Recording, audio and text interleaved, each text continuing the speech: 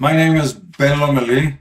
I started working for the United States Department of Interior, Bureau of Land Management in 1988. As hydrologist, I was responsible for the soil, water, and air program in southeastern Arizona, including the San Pedro Riparian National Conservation Area, commonly called SPRICA.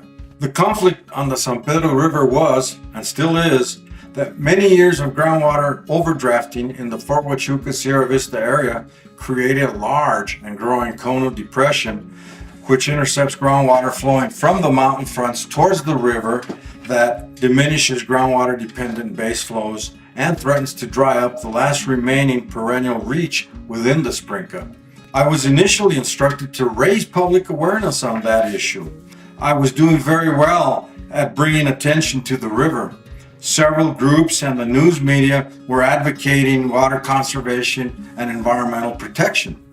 Agency retaliation began in 1992 when the new district manager immediately reprimanded me, tried to gag me from talking anymore about groundwater concerns, and then tried to transfer me away from the San Pedro to Kingman, Arizona.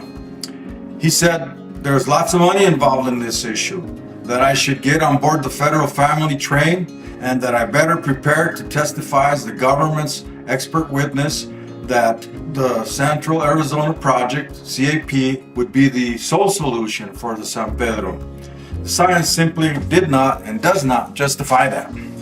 My computer was confiscated, my program's budget was cut to zero, my hydrologic technician was dismissed, I was removed from the San Pedro Interagency Technical Committee and from an international working group I had formed and was leading with Mexican counterparts and elected officials. PEER's help made a world of difference to me. PEER intervened in my behalf by contacting Jim Baca, who was the newly appointed BLM director then. Director Baca met with me in Arizona, heard my concerns, and said he could stop my transfer to Kingman, but could not save my job nor protect me from further reprisals. The whistleblowing story of my case on the San Pedro River is documented in one of the chapters of a book entitled Science Under Siege: The Politician's War on Nature and Truth. Since then, PEER has repeatedly helped me by providing advice, guidance, and a safe repository of evidence for several other cases in which I have struggled to uphold scientific integrity and have continued to endure retaliations. I am forever deeply grateful to PEER and Jim Baca.